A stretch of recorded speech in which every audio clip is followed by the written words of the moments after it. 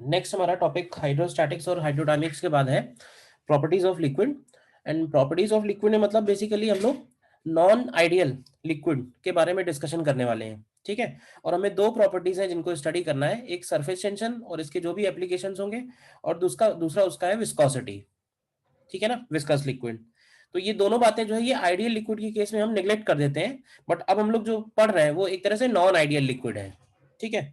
बहुत important topic है, ठीक है। मुझे लगता है जितना हाइड्रोस्टैटिक्स हाइड्रोडायनेमिक्स पूछा गया है उतना ही जो है सरफेस टेंशन और विस्कोसिटी भी पूछा गया है। JEE Main as well as advance दोनों के लिए बहुत इंपॉर्टेंट है। तो देखते हैं, समझते हैं क्या है सरफेस टेंशन। देखो, सरफेस टेंशन अगर हमें समझना है तो सबसे पहले हम लोग एक वेसल कंसीडर करते हैं, और इस वेसल के अंदर सपोज कोई लिक्विड फील्ड है, ठीक है। Let's say liquid is filled up to some height, ठीक है। अब देखो, हमें इसमें फोर्सेस के बारे में थोड़ा स्टडी करना है कि जो लिक्विड मॉलिक्यूल्स के ऊपर फोर्स लगा रहे हैं उस फोर्स के बारे में। तो ये बताओ, जो मॉलिक्यूल बल्क में है होने का मतलब है कि लिक्विड के अंदर है, काफी अंदर है। तो कोई भी जो एक मॉलिक्यूल है उसके ऊपर बाकी सारे जो लिक्विड मॉलिक्यूल्स हैं उसके अराउंड, उसके सराउंडिंग में वो किधर की तरफ फोर्स लगा रहे होंगे और कैसा फोर्स लगा रहे होंगे। तो वो सारे मॉलिक्यूल आपस में जो है इंटरमॉलिक्यूलर अट्रैक्टिव फोर्स लगा रहे होंगे। सारे मॉलिक्यूल्स एक दूसरे को, आसपास वालों को अपनी तरफ पुल करेंगे। तो वो इंटरमॉलिक्यूलर अट्रैक्शन फोर्स जो होगा, तो किसी एक मॉलिक्यूल के ऊपर अगर हम स्टडी करें, तो अगर वो मॉलिक्यूल बल्क में है, बल्क में होने का मतलब है अंदर है, तो उसके ऊपर सारे के सारे फोर्सेस जो है वो चारों तरफ से लगेंगे इनसाइड द लिक्विड। देखो ध्यान से, तो एक तरह से वो इक्विलिब्रियम में है क्योंकि चारों तरफ से उसको सेम फोर्स फील हो रहा है। तो ये तो हो गया मॉलिक्यूल जो बल्क में है। अब हमें यही समझना है कि सरफेस का मॉलिक्यूल और बल्क के मॉलिक्यूल में फर्क क्या है। तो अब ये बताओ कि सरफेस पे अगर कोई मॉलिक्यूल है तो उसके ऊपर ये फोर्सेस किस तरह से डिस्ट्रीब्यूट होंगे, बताओगे। सरफेस के ऊपर जो मॉलिक्यूल है उसके ऊपर यही सारे फोर्सेस किस तरह से डिस्ट्रीब्यूटेड होंगे। तो क्या ऐसे बोल सकते हैं कि उसके ऊपर केवल एक साइड भी डिस्ट्रीब्यूशन होगा, बताओ पहले तो ये डिफरेंस क्लियर है। सरफेस टेंशन थोड़ा ऐसा टॉपिक है जो जल्दी से फील नहीं होता है, ठीक है ना। मतलब क्वेश्चन तो आसान आते हैं इसके, मतलब अगर पता है सारी चीजें तो बहुत आसान है क्वेश्चंस, लेकिन फील थोड़ा देर से होता है। तो थोड़ा अगर फील करना है तो थोड़ा ध्यान से समझना है इस सब बातों को। सरफेस पे जो मॉलिक्यूल है लिक्विड का और जो बल्क में मॉलिक्यूल है, इन दोनों में जो फोर्सेस का डिस्ट्रीब्यूशन है वो जो मैंने ड्रॉ किया है, ये क्लियर है, बताओ सबसे पहले सबको, क्यों भाई। Yes sir. अब मैं एक एग्जांपल लेता हूँ पुराना अपना मैकेनिक्स टाइप का, क्योंकि उसी से तुम्हें जल्दी फील आएगा। जैसे मान लो कि ये एक वायर है, समझना ध्यान से, और इस वायर को हमने दो रिजिड सपोर्ट्स पे बांध रखा है, ठीक है। और इस वायर में मान लेते हैं कुछ टेंशन है, कुछ भी टेंशन ले लेते हैं, शुरुआत में कम टेंशन है, कुछ ना कुछ टेंशन है। अभी बताओ कि अगर हम इस वायर में बीच में अगर हम कोई वेट लटका दें, तो बताओगे कि वेट लटकाने के बाद इधर और इधर के टेंशन के बारे में क्या कहोगे, बढ़ जाएगा या कम हो जाएगा पहले के कंपैरिजन में। मतलब वायर में जो टेंशन था वो वेट लटकाने के बाद इंक्रीज होगा या डिक्रीज होगा या सेम रहेगा, क्यों भाई। वायर इनफैक्ट थोड़ा सा, इंक्रीज होगा सर। हाँ, थोड़ा सा वायर थोड़ा टिल्ट भी हो जाएगा, वो बात ठीक है। लेकिन मैं बात कर रहा हूँ फोर्सेस की, तो क्या फोर्सेस थोड़े से इंक्रीज हो जाएंगे। अब ऐसे इमेजिन करो कि अगर मैं इसके ऊपर एक और वेट लटका दूं, एक और वेट लटका दूं, तो क्या होगा। उस वायर के बारे में क्या कहोगे, वायर के टेंशन के बारे में, क्या वो टेंशन कंटिन्यूअसली बढ़ रहा है। और ये वायर, इस वायर के अंदर जितने भी एलिमेंट्स आएंगे, मतलब वायर के जितने भी पार्टिकल हैं, उन सारे पार्टिकल्स के ऊपर अलोंग दी वायर एक एक्स्ट्रा टेंशन लगने लगेगा ड्यू टू दीज वेट्स। ये बताओ क्लियर है ये बात। इन वेट्स की वजह से उस वायर में एक एडिशनल टेंशन डेवलप हो गया, बोल सकते हैं ये बात। सेम यही सिचुएशन लिक्विड में भी होती है। लिक्विड में जो सरफेस पे मॉलिक्यूल्स हैं, ध्यान से देखो, सरफेस पे जितने भी मॉलिक्यूल्स होंगे उन सारे मॉलिक्यूल्स पे जो फोर्सेस का डिस्ट्रीब्यूशन है वो इसी तरह से रहेगा, लोअर हाफ में रहेगा। यानी सारे मॉलिक्यूल्स को ऐसा लग रहा है कि बल्क जो है, अंदर वाला जो लिक्विड है वो उनको अपनी तरफ पुल कर रहा है, जिसकी वजह से सरफेस वाले मॉलिक्यूल्स अंदर की तरफ जाना चाहेंगे, लेकिन अंदर जा तो पाएंगे नहीं क्योंकि पूरा का पूरा मीडियम में सब लिक्विड है। तो जिसकी वजह से अलोंग दी सरफेस एक एडिशनल फोर्स डेवलप होगा, और उस एडिशनल फोर्स के डेवलप होने का जो रीजन है, जो हम लोग प्रॉपर्टी बोलते हैं, उसको बोलते हैं सरफेस टेंशन। बताओ। और जब स्टेडी स्टेट आ जाएगी, स्टेडी स्टेट मतलब लिक्विड अगर रेस्ट पे है, तो उस केस में वो जो लिक्विड का सरफेस है वो एक स्ट्रेच्ड इलास्टिक मेम्ब्रेन की तरह बिहेव करेगा। मतलब ऐसे समझ लो कि रबर का कोई शीट है, और रबर के शीट को तुम चारों तरफ से बांध दो, पुल कर दो, तो वो जो रबर का शीट होगा, इलास्टिक शीट, ठीक वैसा ही बिहेवियर लिक्विड के सरफेस का भी होगा। ठीक है ना। नॉर्मल केस में हम लोग ये बोलते हैं कि नॉर्मल केस में वो जो लिक्विड का सरफेस है, उसके ऊपर जो भी सरफेस टेंशन का फोर्स होगा, सरफेस टेंशन की वजह से जो भी फोर्स होगा, तो वो अगर सरफेस स्ट्रेट है तो दोनों तरफ आएगा, जो भी मॉलिक्यूल होगा अलोंग दी सरफेस लगेगा ना फोर्स। लेकिन अगर तुमने ध्यान से सोचो कि जैसे तुमने देखा होगा कि कई बार ये भी बोलते हैं कि अगर हम एक नीडल को चाहे तो हम वाटर के सरफेस पे फ्लोट करा सकते हैं। क्यों भाई? नीडल जो है वो वाटर के सरफेस पे फ्लोट कर सकती है। या ऐसे समझ लो कि जैसे मच्छर ही है, मच्छर तो देखे ही है सभी ने, तुमने देखा होगा कि वो मच्छर जो है वो पानी की सरफेस पे बैठे होते हैं। तो बैठे कैसे होते हैं? डूब क्यों नहीं जाते हैं? तो उनके बैठने का रीजन भी सरफेस टेंशन ही है, क्योंकि वो जिस पॉइंट पे बैठते हैं उस पॉइंट पे जो लिक्विड का सरफेस है वो थोड़ा सा नीचे डिप्रेस हो जाता है। और डिप्रेस होने के बाद क्या होता है कि उसका जो वेट mg है, वो वेट mg, ये दोनों जो फोर्स लग रहे हैं अलोंग दी सरफेस वाले, इनके कंपोनेंट उसको बैलेंस कर लेते हैं। मतलब पहले वो सरफेस कैसा था? एक इलास्टिक सरफेस था। जैसे ही उस सरफेस के ऊपर हमने कोई पार्टिकल रखा, तो उस पॉइंट पे सरफेस थोड़ा सा अंदर गया, और जैसे ही वो थोड़ा सा अंदर गया, तो जो फोर्स पहले हॉरिजॉन्टल में लग रहा था अलोंग दी सरफेस, उसका वो एंगल पे लगने लगा, और बाद में उसी फोर्स ने उस वेट को बैलेंस कर लिया। बताओ। Yes sir. ये रही ये बात। जैसे बोल सकते हैं small particle at rest on liquid surface. ठीक है ना। और हम ऐसे लिख देते हैं जो जो पॉइंट इसमें इंपॉर्टेंट है। एक तो यही लिखेंगे, behaviour of liquid is such that, behavior of liquid is such that all the particles of surface are pulled towards bulk of liquid. Hence, we can state that liquid always tries to minimize its surface area. Liquid always tries to minimize its surface area. ये बात हमको ध्यान रखनी है। तुमने देखा होगा कि अगर हम लोग ग्रेविटी फ्री स्पेस लेते हैं, तो ग्रेविटी फ्री स्पेस में वो जो ड्रॉप है, उस ड्रॉप का जो शेप होगा वो परफेक्ट स्फेयर होगा, बिल्कुल स्फेरिकल होगी ड्रॉप। तो स्फेरिकल होने का रीजन क्या है? तो उसके स्फेरिकल होने का रीजन भी सरफेस टेंशन ही है। क्योंकि लिक्विड का जो भी वॉल्यूम है, लिक्विड जो भी वॉल्यूम का ले लो, लिक्विड लिक्विड हमेशा ही चाहेगा कि उसका सरफेस एरिया मिनिमम हो। और for a given volume minimum surface area तभी पॉसिबल है जब वो एक स्फेयर हो। कोई और ऑब्जेक्ट बनाओगे तो उसका सरफेस एरिया ज्यादा होगा, स्फेयर का सरफेस एरिया मिनिमम होता है फॉर अ गिवन वॉल्यूम। तो इसीलिए लिक्विड्स की जो ड्रॉप है, अगर हम ग्रेविटी फ्री स्पेस पे लेंगे तो वो परफेक्ट स्फेयर होंगे। ग्रेविटी में अगर लेंगे तो ऐसा हो सकता है कि थोड़ा बहुत वो बल्ज होके इलिप्टिकल टाइप का हो जाए।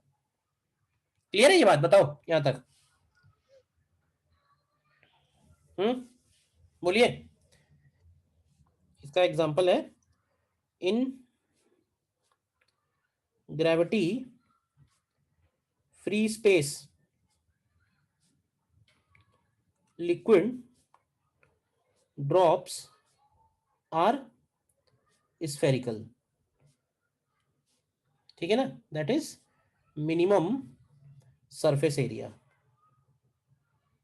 Minimum surface area for a given volume. Note करो इतनी बातें, कोई डाउट है बताओ।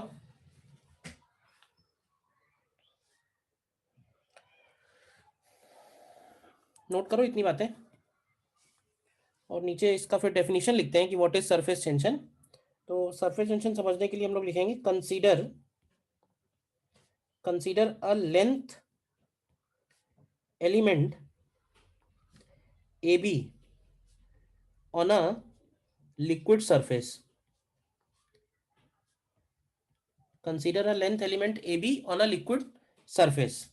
तो अगर हम लिक्विड सरफेस के ऊपर कोई भी एक इमेजिनरी लाइन कंसीडर करें, तो मान लेते हैं कि ये इमेजिनरी लाइन एल लेंथ की है। तो देखो इस लाइन के ऊपर जितने भी मॉलिक्यूल्स होंगे, क्या वो सारे मॉलिक्यूल्स दोनों तरफ अलोंग दी सरफेस कुछ फोर्स फील कर रहे होंगे? क्यों भाई, ये जो फोर्स मैंने दिखाया, ये फोर्स मैंने दिखाया एक साइड है, बट एक्चुअली ये फोर्स दोनों तरफ लग रहा है, इक्विलिब्रियम है। तो ये जो मैंने लाइन बनाई है, ये लाइन मैंने कहां बनाई है? ये लाइन लिक्विड के सरफेस पे बनाई है। इमेजिन करो कि लिक्विड के सरफेस पे हमने एक लाइन ले ली ए बी। उस लाइन ए बी पे जितने भी मॉलिक्यूल होंगे, वो सारे क्या दोनों तरफ से फोर्स फील कर रहे होंगे? क्यों भाई? और सरफेस टेंशन हम लोग डिफाइन करते हैं, इसी के बाद में लिख लेंगे कि फोर्स एक्टिंग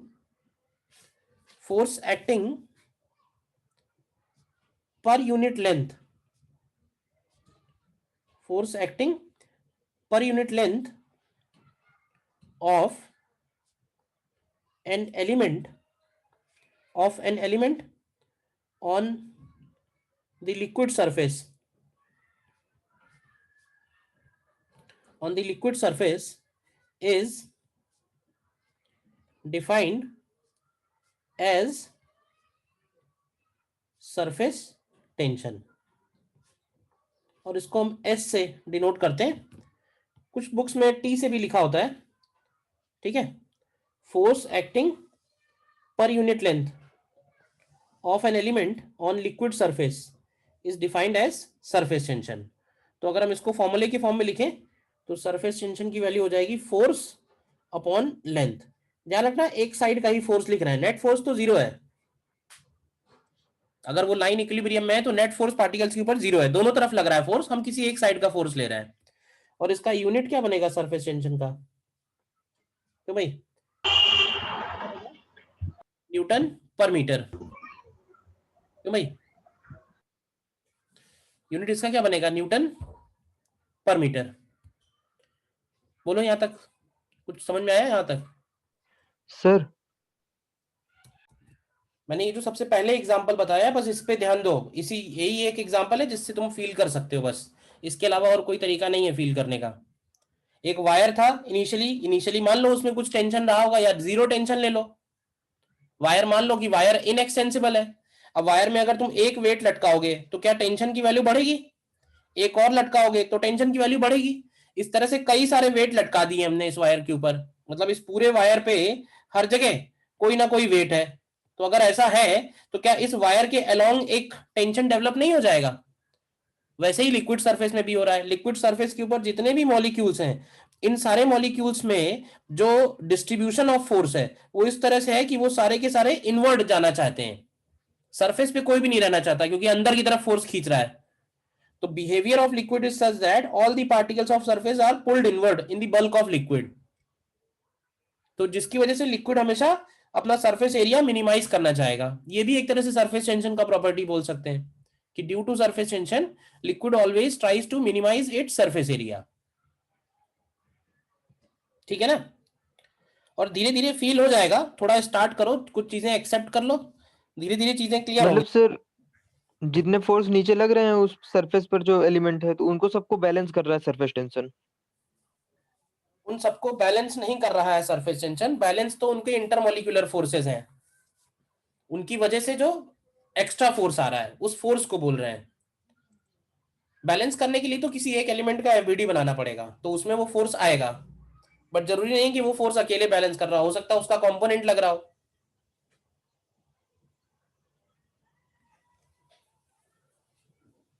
ठीक है? अब देखो जैसे ये जो फॉर्मूला हमने निकाला है, surface tension is equal to force upon length, तो सबसे पहले ये समझना सरफेस टेंशन लिक्विड का प्रॉपर्टी है, ठीक है।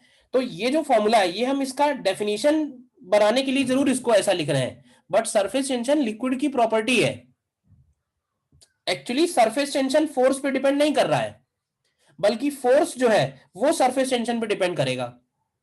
ये बिल्कुल वैसे ही है जैसे डेंसिटी को लिखते हो मास अपॉन वॉल्यूम। तो ऐसे बोल सकते हैं क्या कि किसी मटेरियल की डेंसिटी मास पे डिपेंड करती है? क्यों भाई, किसी मटेरियल की डेंसिटी उसके मास पे डिपेंड करती है क्या? ये नहीं बोल सकते, बल्कि ये बोलना चाहिए कि मास जो है वो किस पे डिपेंड करता है? डेंसिटी पे। डेंसिटी तो उस मटेरियल की प्रॉपर्टी हो गई। तो ठीक वैसे ही सरफेस टेंशन भी है, सरफेस टेंशन उस लिक्विड का प्रॉपर्टी बनेगा, सरफेस टेंशन की वजह से फोर्स लगेगा और वो फोर्स सरफेस टेंशन पे डिपेंड करेगा। ठीक है, बोलो। Yes sir. नीचे नोट करके लिखो जो जो पॉइंट हम लोग यूज करेंगे। फर्स्ट पॉइंट में लिखेंगे फोर्स एक्टिंग। एक्चुअली हमें यही पॉइंट यूज करना होगा, force acting on a length element, force acting on a length element DL. देखना, on a surface of liquid, on a surface of liquid, तो वो फोर्स की वैल्यू हम लोग लिख सकते हैं dF is equal to S into DL. ये ध्यान रखो। एक्चुअली हम ये वाला फॉर्मूला यूज करेंगे, सरफेस टेंशन हमको गिवन होगा, सरफेस टेंशन की वजह से जो फोर्स लगेगा वो फोर्स हम लोग निकालेंगे। फिर बात आती है कि ये फोर्स कहाँ लगेगा, किस नेचर का है, पुलिंग नेचर का है कि पुशिंग नेचर का है? बताओ, ये जो फोर्स है ये पुलिंग नेचर का है या पुशिंग नेचर का है? पुलिंग नेचर का। पुलिंग नेचर का फोर्स है। तो अगर पुलिंग नेचर का फोर्स है तो इसका डायरेक्शन किधर होगा? ये भी लिख लो, this force is pulling in nature and it always acts along the tangent to the surface at the position of element, at the position of element। मतलब एलिमेंट जहां पे है वहां पे जो सरफेस बन रही है उस सरफेस पे जो टेंजेंट बनेगा उस टेंजेंट के अलोंग ये फोर्स लगेगा। ध्यान रहेगी ये बात, बताइए, बोलिए।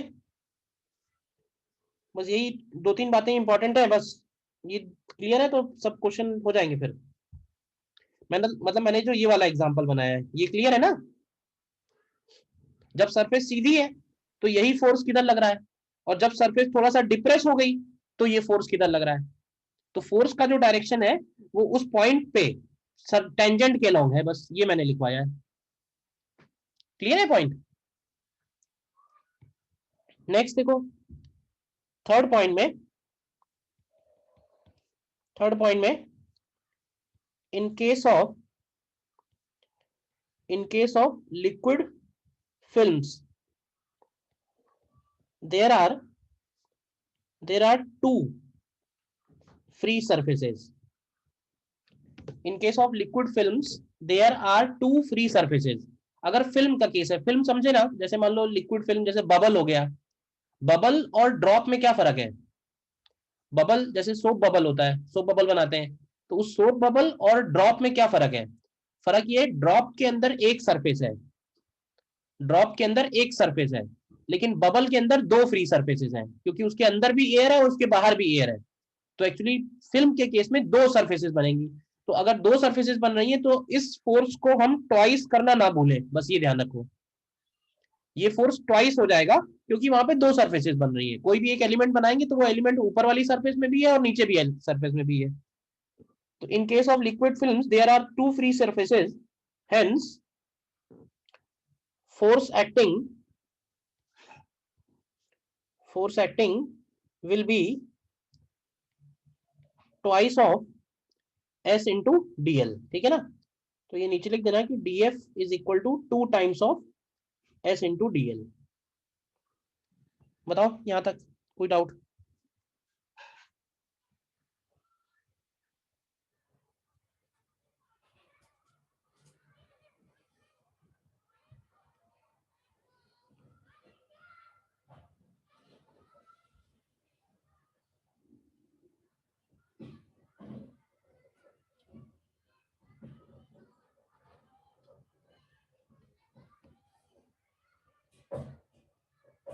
बोलिए। ठीक है, देखो नोट करते जाओ।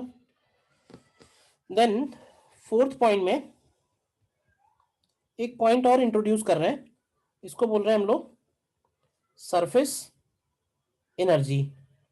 सरफेस एनर्जी एक तरह का पोटेंशियल एनर्जी है। क्यों पोटेंशियल एनर्जी समझते हैं।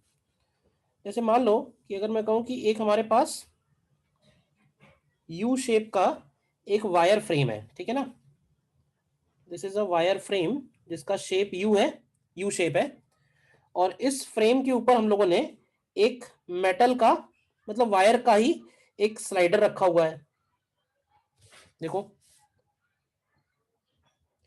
ये एक लाइट स्लाइडर है, मतलब वो वायर के ऊपर स्लाइड हो सकता है। और हमने क्या किया कि ये जो क्लोज लूप बन रहा है इसको सोप सोल्यूशन में डिप किया है, सोप सोल्यूशन में। तो अगर सोप सोल्यूशन में डिप करेंगे और बाहर निकालेंगे तो क्या यहाँ पे एक सोप फिल्म बन जाएगी? बताओ यस और नो। Yes sir. ठीक है, अब ध्यान से देखना, सोप सोल्यूशन के जो कुछ पार्टिकल हैं क्या वो वायर पे चिपक जाएंगे कि नहीं चिपक जाएंगे? और उन पार्टिकल्स को बाकी जो पार्टिकल होंगे सोप सोल्यूशन के वो अलोंग द सरफेस पुल करेंगे। तो एक्चुअली क्या होगा कि इस फिल्म में, ये फिल्म में ऐसे होगा कि जो पार्टिकल वायर फ्रेम से चिपक गए हैं उन सारे पार्टिकल को ये जो फिल्म है ये टुवर्ड्स पुल करेगी। बताओ। अब हालांकि वायर जो है वो वायर रिजिड है, तो ऐसा तो नहीं है कि रिजिड होने की वजह से वो मुड़ जाएगा, ऐसा तो नहीं है, रिजिड है वो।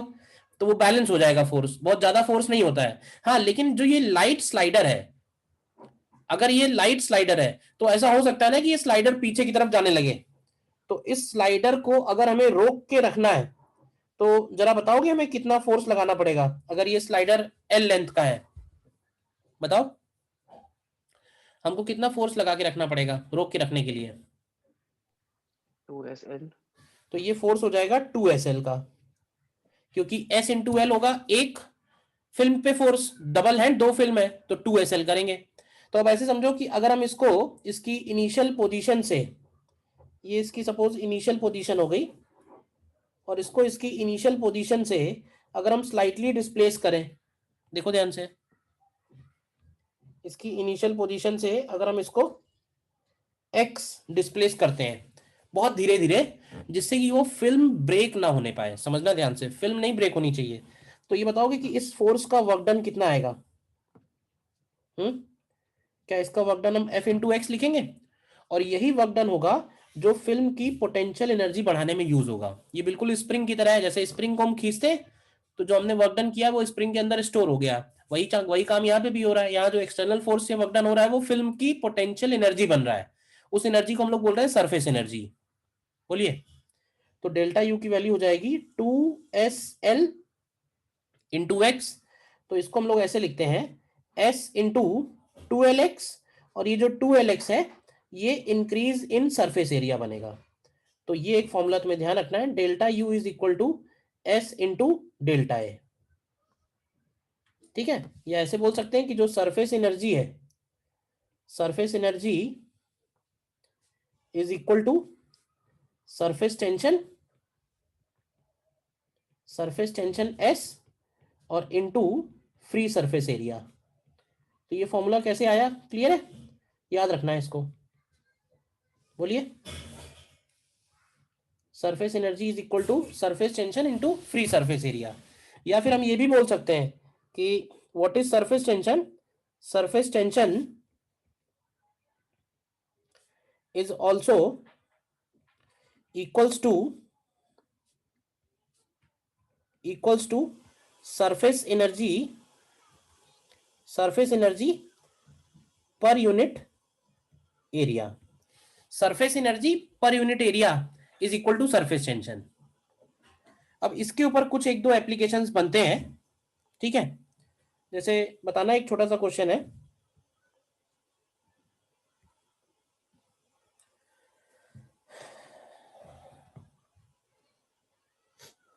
क्वेश्चन है find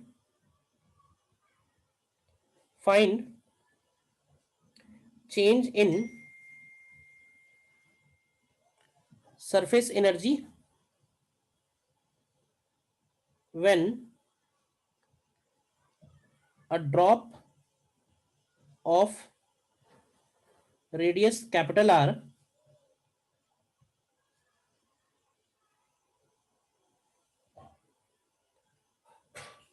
when a drop of capital R splits into n identical small droplets, ठीक है। सरफेस टेंशन S है, करोगे इसको, सरफेस टेंशन की वैल्यू S है। एक बड़े ड्रॉप को हमने n स्मॉल ड्रॉपलेट्स में कन्वर्ट किया है।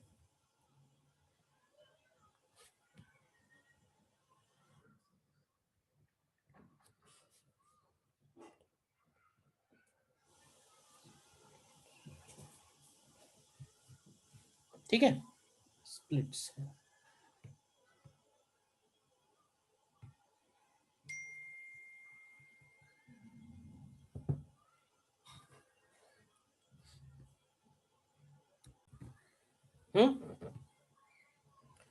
किया, क्या करना है इसमें, देखो एक आर रेडियस का ये ड्रॉप है और इसको हम कन्वर्ट करने वाले हैं n स्मॉल ड्रॉपलेट्स में।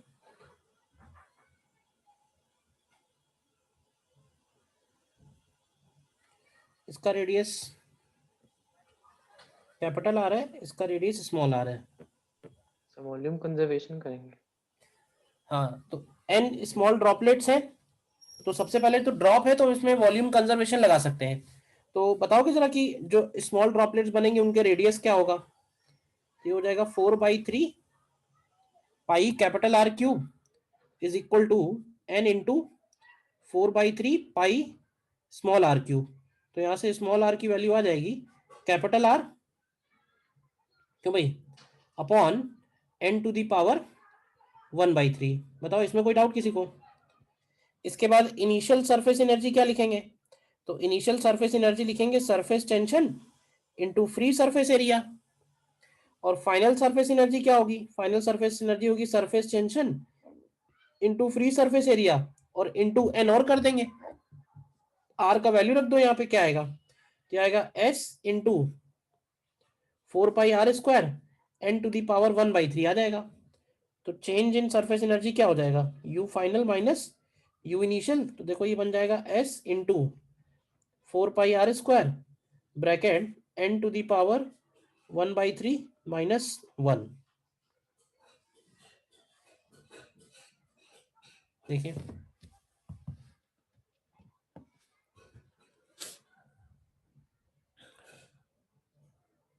बताइए क्लियर है या नहीं।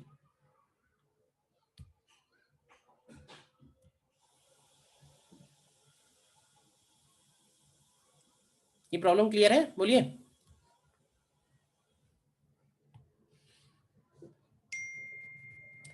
एक और बताना छोटा सा है,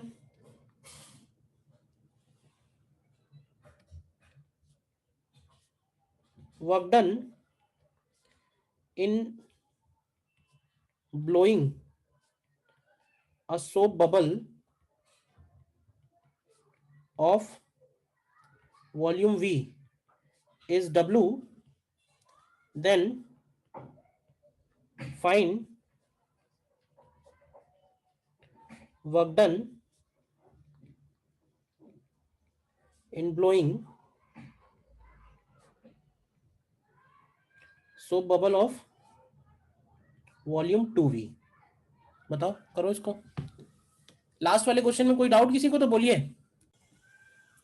इसमें एक बात और इसमें लिख देंगे, P एटमॉस्फेयर जो है वो अपसेंट है, मतलब एटमॉस्फेरिक प्रेशर नहीं है।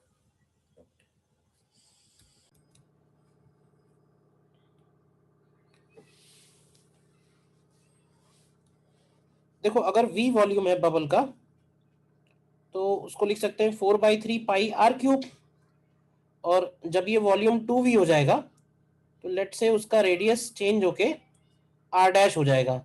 तो यहाँ से अगर आप आर डैश निकालोगे आर के टर्म्स में तो आएगा आर इंटू 2⁻⁴ बताओ। और हमको मालूम है कि जो वर्क डन होगा,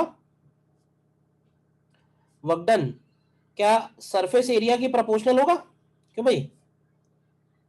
सरफेस एरिया का मतलब होगा आर स्क्वायर। तो यहां से हम लोग लिख सकते हैं कि W dash upon W is equal to R dash upon R whole square. तो यहां से आपको डब्ल्यू डैश मिल जाएगा 2⁻² टाइम्स डब्ल्यू। बताइए, नहीं कर पाए थे क्या? प्रॉब्लम है तो भाई क्या डाउट है?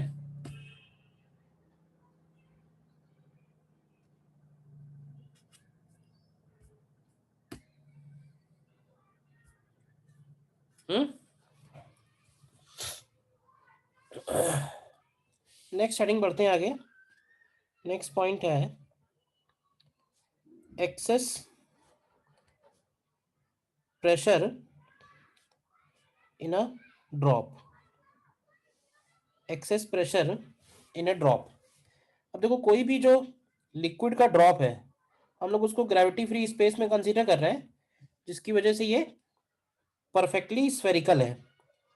अभी जो लिक्विड का ड्रॉप है, अभी बताओ कि इस पे जो सरफेस पे जितने भी मॉलिक्यूल्स हैं लिक्विड के, क्या ऐसे बोल सकते हैं कि उन सारे मॉलिक्यूल्स के ऊपर अंदर की तरफ एक पुलिंग फोर्स लग रहा है? बताओ। जितने भी सरफेस पे मॉलिक्यूल्स हैं उन सभी पे अंदर की तरफ एक पुलिंग फोर्स लग रहा है, जिसकी वजह से क्या होगा, इस लिक्विड के अंदर का जो प्रेशर होगा, इस लिक्विड के अंदर का प्रेशर यानी पी इन और बाहर का प्रेशर पी आउट, तो पी इन की वैल्यू पी आउट से थोड़ी ज्यादा होगी। हालांकि बहुत ज्यादा डिफरेंस नहीं होगा, हाइट की वजह से नहीं, रोजीएच की वजह से नहीं, ये मॉलिक्यूल्स अंदर की तरफ पुल्ड है, जिसकी वजह से अंदर का प्रेशर थोड़ा सा बाहर वाले प्रेशर से ज्यादा होगा। और इन्हीं दोनों प्रेशर का जो डिफरेंस है इसको हम लोग बोलते हैं एक्सेस प्रेशर। इसको लिखते हैं P in minus P out, this is called excess pressure. ठीक है। अब अगर हमें ये एक्सेस प्रेशर की वैल्यू निकालनी है तो एक काम करते हैं, ड्रॉप कंसीडर करते हैं और एफबीडी बनाते हैं हम लोग, हाफ ड्रॉप का एफबीडी बनाते हैं। ध्यान से देखना, हम लोग एफबीडी सिर्फ हाफ ड्रॉप का बनाते हैं, देखना ध्यान से। ठीक है।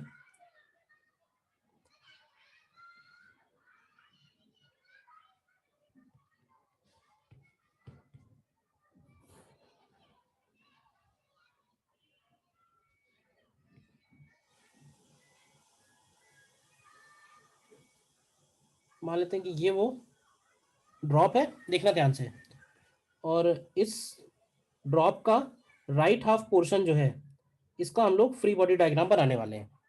अब देखो अगर अंदर का प्रेशर पी इन है तो क्या जो इधर वाला लिक्विड है वो इसके ऊपर इधर से कुछ फोर्स लगा रहा होगा?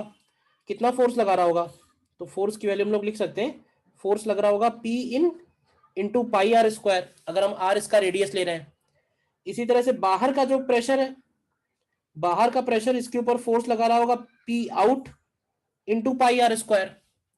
और एक फोर्स और लग रहा है जिसकी वजह से पी इन और पी आउट की वैल्यू में डिफरेंस आ रहा है, और वो फोर्स है सरफेस टेंशन का।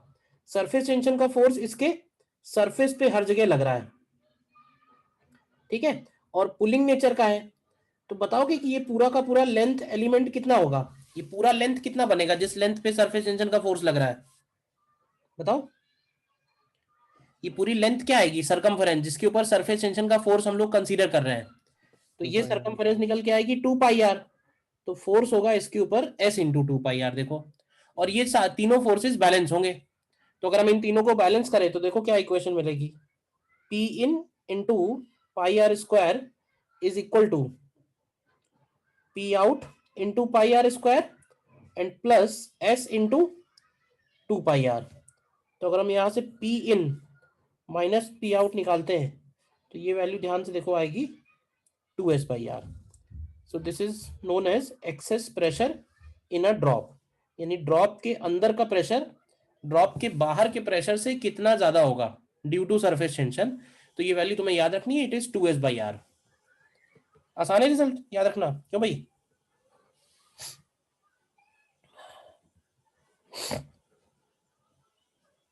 इसी तरह से if there is an air drop और air bubble inside a liquid, ठीक है, मान लेते हैं कि एक एयर ड्रॉप है और वो एयर ड्रॉप लिक्विड के अंदर है, इस तरह से। तो क्या यहां भी ऐसे बोल सकते हैं कि अंदर का प्रेशर बाहर के प्रेशर से ज्यादा होगा? क्यों? बाहर लिक्विड है, अंदर एयर ट्रैप हो गई है, तो यहां भी यही काम हो रहा है। यहां पे भी जो सरफेस के मॉलिक्यूल्स हैं वो चाहते हैं कि सरफेस एरिया कम से कम हो। सरफेस एरिया कम करने के लिए वो अंदर की तरफ फोर्स लगा रहे हैं, यानी वो एयर को कंप्रेस कर रहे होंगे, और एयर को कंप्रेस करने की वजह से अंदर का जो प्रेशर है वो बाहर के प्रेशर से ज्यादा होगा। और इनफैक्ट यही सेम फॉर्मूला यहां भी लगेगा, यानी P in minus P out is equal to 2s/r। एक बात का ख्याल रहे कि जैसे पानी के अंदर हम लोग एयर छोड़ेंगे तो वो बबल बनता है ना, और वो बबल ऊपर की तरफ जाता है, तो बोलते जरूर उसको बबल है, बट एक्चुअली है वो ड्रॉप। इस चैप्टर में हमें ध्यान रखना होगा कि बबल बोलना है या ड्रॉप बोलना है, क्योंकि ड्रॉप बोलेंगे तो एक ही फ्री सरफेस है, और बबल अगर बोल रहे हैं तो दो फ्री सरफेसेस हैं। तो पानी के अंदर अगर हमने एयर छोड़ी है, थोड़ी सी एयर रिलीज की है, तो वो जो एयर का फॉर्म होगा बोलते उसको बोलचाल की लैंग्वेज में एयर बबल बोलते हैं, बट है एक्चुअली वो एयर ड्रॉप। समझ में आई बात? ही बात, क्योंकि अगर बबल का केस होगा तो ये जो एक्सेस प्रेशर है ये डबल लेना होगा हमको, क्योंकि उसमें दो फ्री सरफेसेस होंगी। जैसे सोप बबल का अगर हम केस लें तो सोप बबल के केस में दो फ्री सरफेसेस आएंगी। सोप बबल में अंदर भी एयर होगी और बाहर भी एयर होगी, क्यों भाई? तो जब हम फोर्स लिखेंगे ना, सरफेस वाला फोर्स, तो सरफेस वाला फोर्स ट्वाइस बन जाएगा, और ट्वाइस बनने की वजह से अंदर का जो पी इन आएगा और बाहर का जो पी आउट आएगा, इस केस में जो डिफरेंस आएगा वो है P in minus P out is equal to 4s/r। तो ये जरा ध्यान रखना कि बबल के केस में 4s/r होगा और ड्रॉप के केस में 2s/r होगा। एक बार नोट कर लो, कुछ डाउट है तो पूछिए, बताइए। सोप बबल, ड्रॉप, इन सबके बहुत सारे एप्लीकेशंस हैं, तो ये एक इंपॉर्टेंट फॉर्मूला है जिसको हम लोग आगे एप्लीकेशंस में यूज करेंगे। तो कोई कंफ्यूजन नहीं होना चाहिए कि ड्रॉप में ऐसा क्यों ले रहे हैं, बबल में ऐसा क्यों ले रहे हैं। बबल में दो सरफेसेस हैं इसलिए डबल हो रहा है, ठीक है ना? There are two free surfaces. Clear है यहां तक? बताओ, नोट कर लिया है?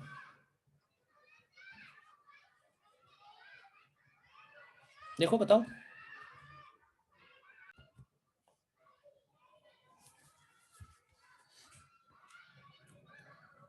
मेन यहाँ पे बस ये समझना है कि ड्रॉप में 2s/r है और बबल में 4s/r है, तो क्यों ऐसा है ये बस क्लियर होना चाहिए, ठीक है? नेक्स्ट आगे बढ़ते हैं। इसमें interaction of two soap bubbles, ठीक है, और इसमें पहला केस हम लोग लेके चलते हैं। When two soap bubbles combine to form a new soap bubble, when two soap bubbles combine to form a new soap bubble। ठीक है, मतलब क्या कर रहे हैं हम लोग, मान लेते हैं कि एक सोप बबल ये है, ठीक है, और ये सोप बबल कोलाइड हो रहा है एक दूसरे सोप बबल से, ठीक है, और कोलिजन के बाद इन दोनों के अंदर की जो एयर है वो कॉमन हो गई।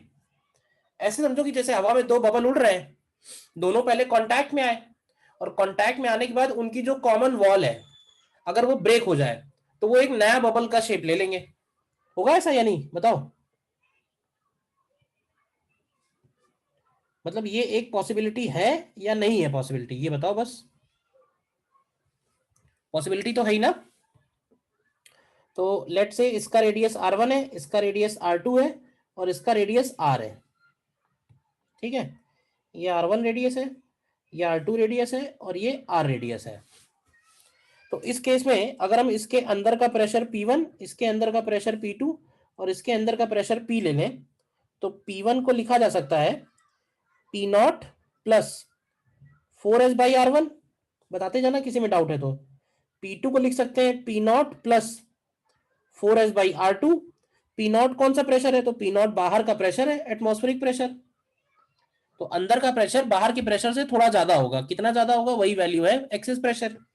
और यहाँ पे P की वैल्यू लिखेंगे P0 प्लस 4s/r। तो बताओ कि R निकालने के लिए हम लोग क्या कंजर्वेशन लगाएं, बताओ। वॉल्यूम। हाँ, वॉल्यूम। देखो ड्रॉप के केस में हम लोग वॉल्यूम कंजर्वेशन लगाते हैं। वॉल्यूम कंजर्वेशन लिक्विड का लगा सकते हैं क्योंकि लिक्विड को हम लोग इनकंप्रेसिबल मान रहे हैं, लेकिन बबल के अंदर तो एयर है ना। Yes sir. तो गैस के लिए हम कभी वॉल्यूम कंजर्वेशन थोड़ी लगाएंगे, गैस तो कंप्रेस हो सकती है ना। बताओ क्या किया जाए। Sir number of moles. हाँ हाँ, इसमें हम लोग यूजिंग मोल्स कंजर्वेशन कर सकते हैं, यूजिंग मोल्स कंजर्वेशन, ठीक है।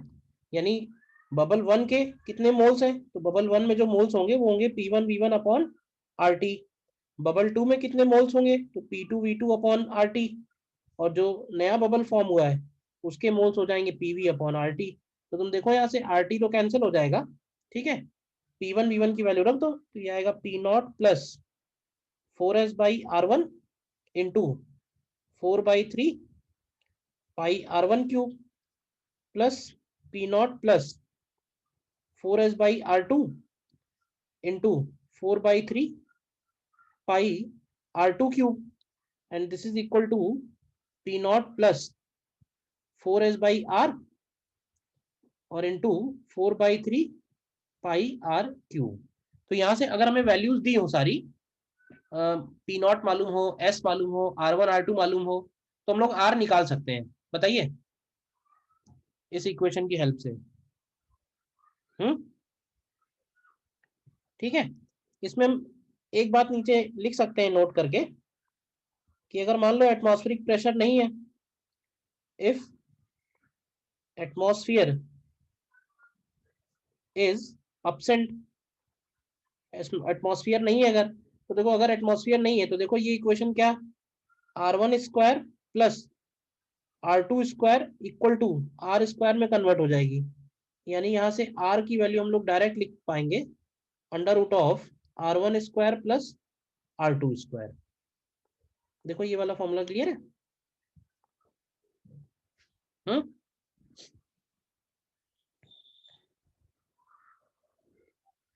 When atmosphere is absent, we can also derive the result using surface energy conservation।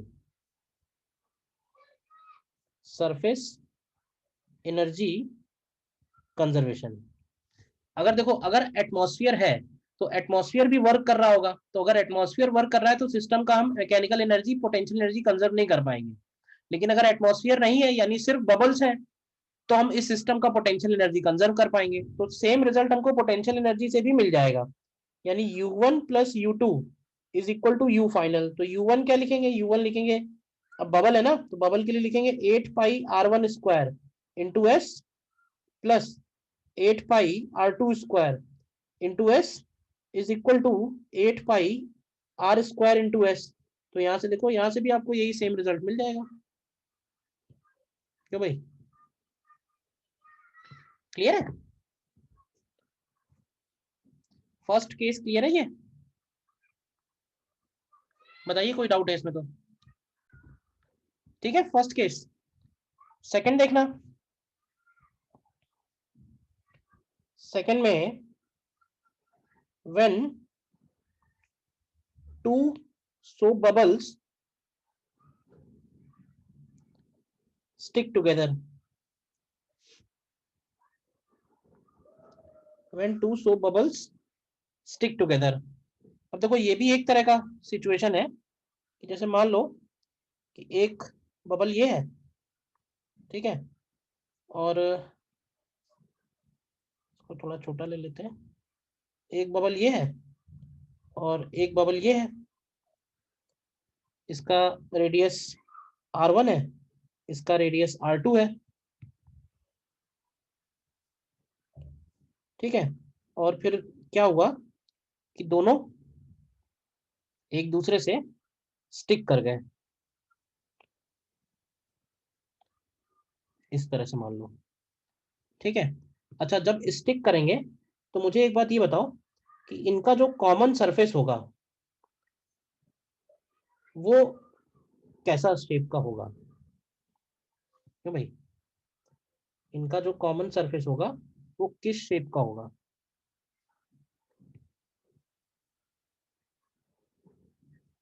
बताइए। सर एक कॉन्केव लेंस की तरह। इसका जो कॉमन सरफेस होगा किस तरफ कॉन्केव होगा, किस तरफ कॉन्वेक्स होगा, बताएगा कोई? R2 मैंने बड़ा लिया है, R1 छोटा लिया है, तो वो जो सरफेस होगा वो एक तरफ कॉन्केव होगा, एक तरफ कॉन्वेक्स होगा। तो किस तरफ कॉन्केव होगा, छोटे बबल की तरफ या बड़े बबल की तरफ?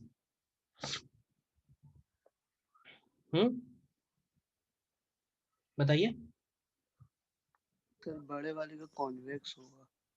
सर छोटे वाले का। हाँ, देखो ध्यान से, मैं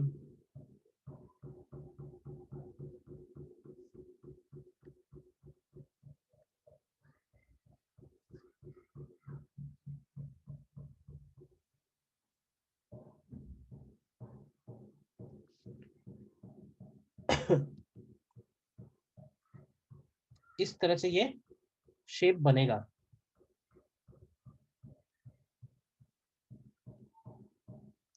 ये इसका कॉमन सरफेस आएगा, देखो ध्यान से, ठीक है। क्यों ऐसा होगा? क्योंकि P1 की वैल्यू P2 से ज्यादा है, बताओ। और ये जो बबल बन रहा है, इस बबल का रेडियस कुछ और निकल के आएगा। इस बबल का रेडियस हम लोग मान लेते हैं सपोज R। देखो, तो ये R कैसे निकाल सकते हैं? हमारा काम यही है कि ये R पता चल जाए।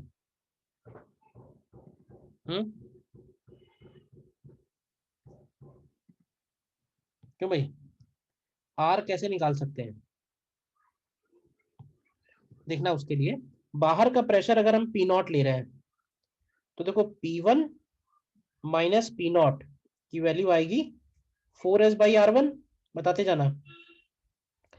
P2 माइनस P0 की वैल्यू आएगी 4s/R2, ठीक है। और यहां से अगर तुम देखोगे, ये जो सरफेस है, इस सरफेस के एक तरफ P1 है और एक तरफ P2 है, तो P1 माइनस P2 की वैल्यू आएगी 4s/R। तो P1 और P2 की वैल्यू उठा के यहां से यहां रखो, P1 माइनस P2, तो देखो क्या यहां से ये मिलेगा 4s/R1 माइनस 4s/R2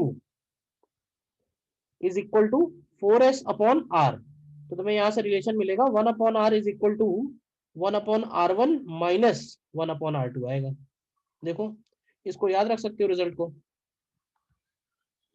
बताइए कैसे निकाला, क्लियर है? निकाला कैसे, ये क्लियर है?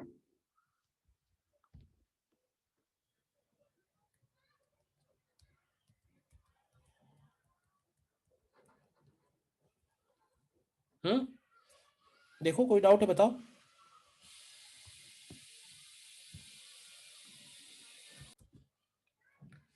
देखो इसमें क्लियर है, क्वेश्चन एक करो। देखो क्वेश्चन आया, वो क्वेश्चन है, करो ट्राई। देखो इसमें क्या दे रखा है, two soap bubbles A and B are kept in closed chamber where the air is maintained at a pressure 8 Newton per meter square. The radii of bubble given है 2 centimeter and 4 centimeter. Surface tension given है. Find the ratio of NB upon Na, number of moles of air in bubble A to B. तो देखो pressure inside a कितना हो जाएगा, तो pressure inside A हो जाएगा P naught plus 4s by R A. तो ये वैल्यू कितनी आती है, पी नॉट दिया हुआ है 8, 4s, एस की वैल्यू है 0.04 और आर ए की जगह आएगा 2 सेंटीमीटर है तो 0.02। तो ये वैल्यू कितनी आती है 16। और पीबी कितना आएगा इसी तरह से, तो पीबी निकालोगे तो P naught plus 4s by R B करेंगे, तो ये कितना बनेगा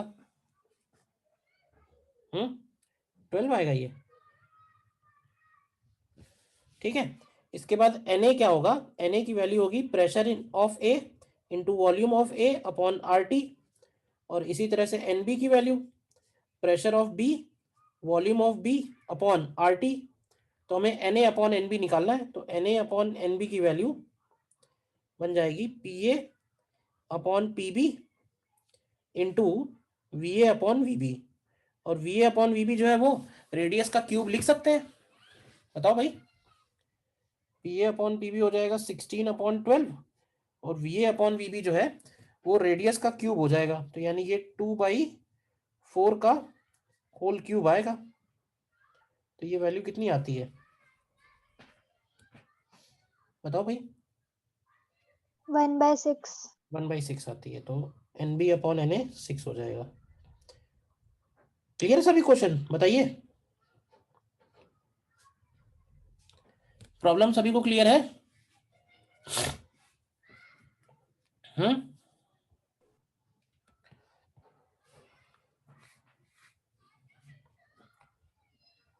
और देखो नेक्स्ट क्वेश्चन ये बताना,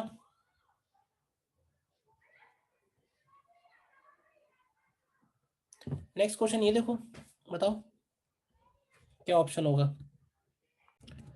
देखो इसमें एयर, क्वेश्चन पढ़ लो एक बार। इनिशियली दोनों तरफ जो बबल है वो अलग अलग रेडियस के दिए हुए हैं। इधर का जो बबल है ना ये हेमी स्फेरिकल है, समझना ध्यान से, इधर का जो बबल है वो हेमी स्फेरिकल है, ठीक है।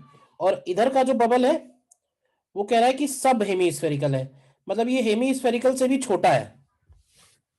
अब देखो ट्यूब का क्रॉस सेक्शन दोनों तरफ सेम है, और अगर वो हेमी स्फेरिकल से भी छोटा है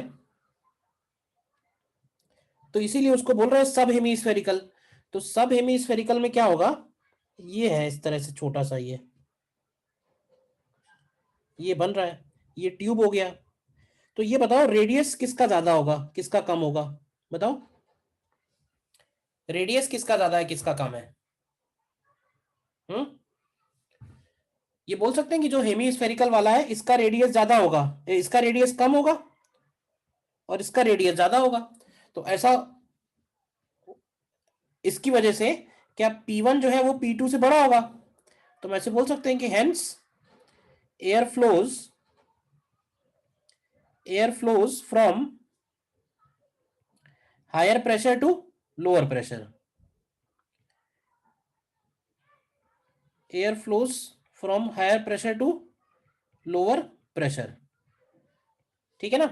तो वो जो 1 है उसका साइज थोड़ा कम होगा, 2 जो है उसका साइज थोड़ा बढ़ेगा, बस इतना ही बोल सकते हैं, बी ऑप्शन। बताइए क्लियर है सबको? Yes sir.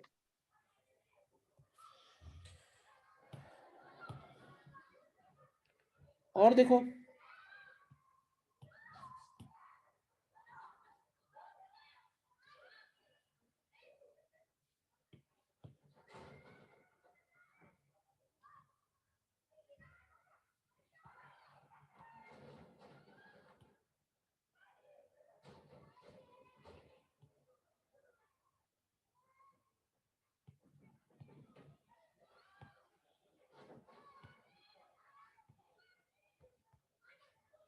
नेक्स्ट क्वेश्चन देखिए।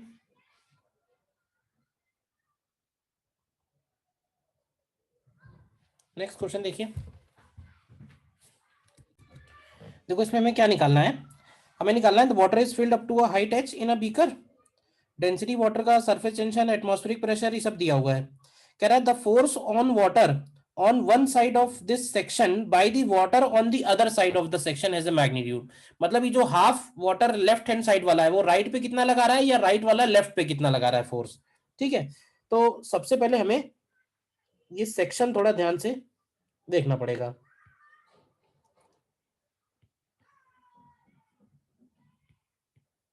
देखो ये जो सेक्शन है ये सबसे पहले ध्यान से देखो, लेट से ये सेक्शन हो गया ए बी सी डी, ठीक है, और एक तरफ का वाटर ले लेते हैं, सपोज ये सिचुएशन है।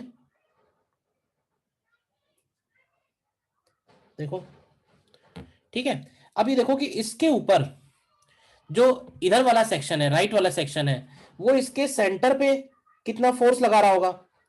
तो देखो फोर्स साइड वॉल पे कितना फोर्स लगता है उसके लिए हम लोग लिखते हैं pressure at centre into area ABCD, मालूम है ना ये बात। तो प्रेशर एट सेंटर कितना होगा, तो प्रेशर एट सेंटर होगा P naught plus row ji H by 2 होगा, और एरिया एबीसीडी कितना होगा, तो एरिया एबीसीडी हो जाएगा 2RH। देखो ध्यान से, तो ये फोर्स हो गया जो पुशिंग नेचर का लगेगा इसके ऊपर क्योंकि प्रेशर वाला फोर्स है। और ये जो लाइन है ना, लाइन ए बी, क्योंकि ये लाइन सरफेस टेंशन की वाली लाइन है, सरफेस पे है, तो इसके ऊपर सरफेस टेंशन का फोर्स लगेगा। लेकिन सरफेस टेंशन का जो फोर्स लगता है वो पुलिंग इन नेचर लगता है, तो ये वाला फोर्स पुलिंग लगेगा, और ये कितना लगेगा, ये लगेगा 2RT। तो इसके ऊपर नेट फोर्स कितना हो जाएगा, क्यों भाई, नेट फोर्स हो जाएगा P naught plus row ji H by 2 into 2RH and minus 2RT। अब उसमें बड़ा छोटा नहीं मालूम है इसलिए उसने मॉड लगा दिया है। कौन सा आएगा ऑप्शन, क्यों भाई, बी।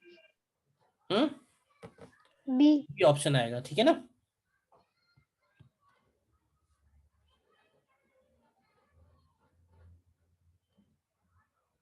बी ऑप्शन करेक्ट आएगा। क्लियर है क्वेश्चन, ये बताओ पहले, कोई डाउट इसमें, नहीं, ठीक है। और देखो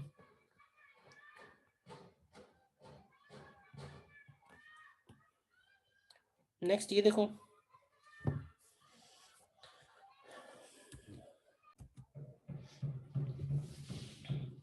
देखो इसमें ध्यान से क्या करना है, हमें फोर्सेस ही बैलेंस करने। ये जो नीचे डिप्रेस हो गया है इसके ऊपर एक सरफेस टेंशन का फोर्स इधर लगेगा और एक इधर लगेगा, बोलो तो ये फोर्स कितना लगेगा। अगर उसका हम लेंथ कितना ले रहे हैं, कंटेनर ऑफ विड्थ दिया है 2A और वायर का लेंथ नहीं पता ना, तो वायर का लेंथ मान लेते हैं L है।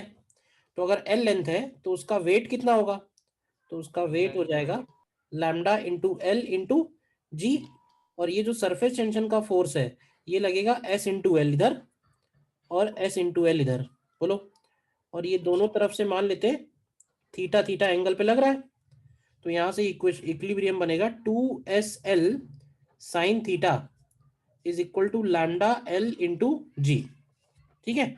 अब साइन थीटा को क्या हम अप्रोक्सीमेटली tan थीटा लिख सकते हैं, क्योंकि थीटा होगा बहुत छोटा, तो यहां से tan थीटा की वैल्यू डाल देना, L तो कैंसिल हो गया, tan थीटा हो जाएगा y/a, तो लैम्डा इंटू जी, तो क्या निकालना था, S निकालना था, तो ये हो जाएगा लैम्डा AG/2y।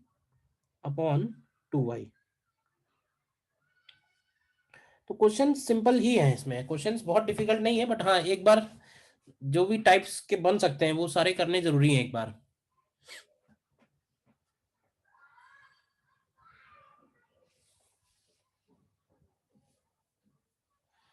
ठीक है, और देखो इसमें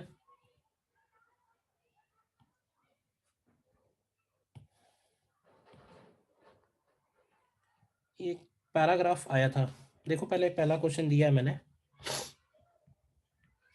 देखो पढ़ो, अच्छा क्वेश्चन है ये भी,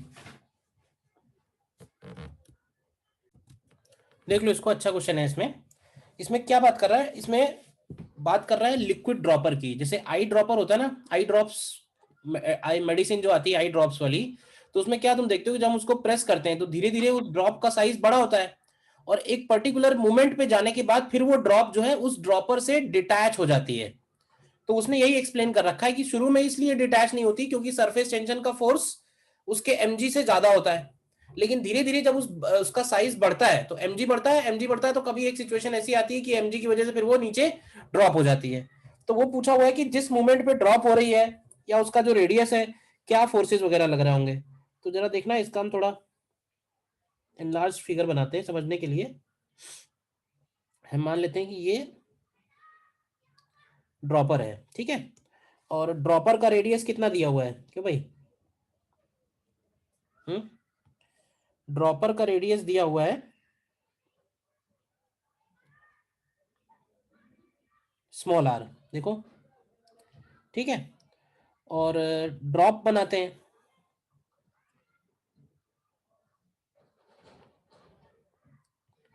देखना ध्यान से।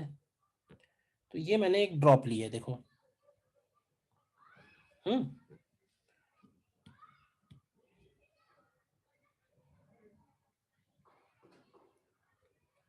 या इनफैक्ट इधर वाला पार्ट हटा ही दो क्योंकि ड्रॉप तो है नहीं, इधर तो है नहीं, तो ये ड्रॉप बनी है, ध्यान से देखो तो,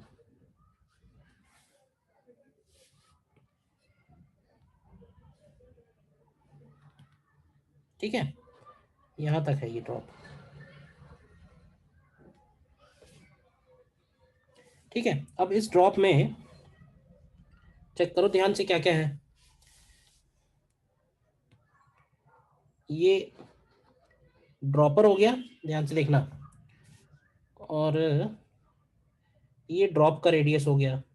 तो ड्रॉप का रेडियस हमको दिया हुआ है कैपिटल आर, ड्रॉपर का रेडियस दिया हुआ है स्मॉल आर, ठीक है। अब देखो ये ड्रॉप जिस पॉइंट पे डिटैच हो रही है, डायग्राम देखना बस ध्यान से, तो उस पॉइंट पे सरफेस टेंशन की वजह से जो फोर्स लग रहा होगा ना, सरफेस टेंशन की वजह से जो फोर्स लग रहा होगा वो इस ड्रॉप के ऊपर, इसके सरफेस पे सभी जगह लग रहा होगा, और इस तरह से टेंजेंशियली लग रहा होगा। बताओ ये बात थोड़ी समझ में आई या नहीं, क्योंकि यही थोड़ा समझना है। ये जो मैंने एरो दिखाए हुए हैं, ये एरो सरफेस टेंशन वाले फोर्स के हैं, और ये सारे एरो एंगल्स पे जाएंगे। तो हम मान लेते हैं कि ये सारे जो एरो हैं ये कितना एंगल बना रहे हैं, ये एज्यूम कर लेते हैं, ये एज्यूम कर लेते हैं कि ये एंगल बना रहे हैं यहां से सपोज थीटा, देखना, ठीक है। तो ये फोर्स कितना होगा टोटल, तो ये फोर्स होगा S इंटू 2πr का फोर्स होगा। बताओ ये भी क्लियर है, ये टोटल 2πr बनेगा, S इंटू 2πr का फोर्स होगा, और इसका वर्टिकल कंपोनेंट। अब ये जो थीटा होगा, ध्यान से चेक करो, क्या ये वाला थीटा और ये वाला थीटा सेम होगा, ये बताओ सबसे पहले। वो थीटा और ये थीटा सेम आएगा, इसमें कोई डाउट है। तो अब यहां पे अगर तुम फोर्स देखोगे तो इस पे फोर्स कितना बनेगा, लिखो इस पे फोर्स की वैल्यू। तो फोर्स की वैल्यू बनेगी वर्टिकल फोर्स, वर्टिकल फोर्स होगा S इंटू 2πr, और इसका कौन सा कंपोनेंट, इसका cos थीटा कंपोनेंट। तो ये हो जाएगा S इंटू 2πr, और cos थीटा की वैल्यू तुम ध्यान से देखो तो उसको लिख सकते हैं small r by capital R। तो ये फोर्स निकल के आएगा 2πr² S और डिवाइडेड बाई कैपिटल R। तो पहले वाले क्वेश्चन में तो हमको यही निकालना था, देखो कि सरफेस टेंशन की वजह से वर्टिकल फोर्स कितना लग रहा है उसके ऊपर, ठीक है। ड्रॉप डिटैच कब हो जाएगी, तो ड्रॉप डिटैच तब होगी जब इस पे लगने वाला जो mg होगा वो इस फोर्स से ज्यादा हो जाएगा, ठीक है। तो नेक्स्ट क्वेश्चन के लिए पूछा है कि जब वो डिटैच हो रही है तब उसका रेडियस क्या होगा, तो डिटैच तब होगा जब ये वर्टिकल फोर्स उसके mg के बराबर हो जाएगा। तो इसको लिखेंगे 2πr²s अपॉन कैपिटल R। अब mg निकालने के लिए इसको density into 4/3 pi capital R cube लिख देंगे, ठीक है ना, और इंटू जी। तो देखो यहां से कैपिटल R निकल आएगा। अब वो थोड़ा सॉल्व करना पड़ेगा क्योंकि पावर में 1/4 आ रहा है, तो 2 बार रूट लेना पड़ेगा, ठीक है। और फिर 17 ने पूछा है कि जब डिटैच हो रही है तो उसकी सरफेस एनर्जी क्या होगी। तो सरफेस एनर्जी तो हम लोग लिख सकते हैं 4πr² इंटू एस। मेन यही है पहला वाला पार्ट। पहला वाला पार्ट में कोई डाउट है तो बताओ। पहला वाला पार्ट में कोई डाउट है तो बताइए।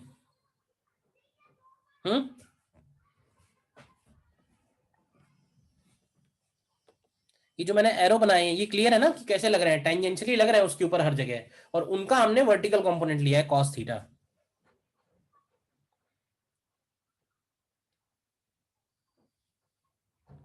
ठीक है। Yes sir. तो अभी इसमें बस इतना ही है यहाँ तक सरफेस टेंशन वाले पार्ट में।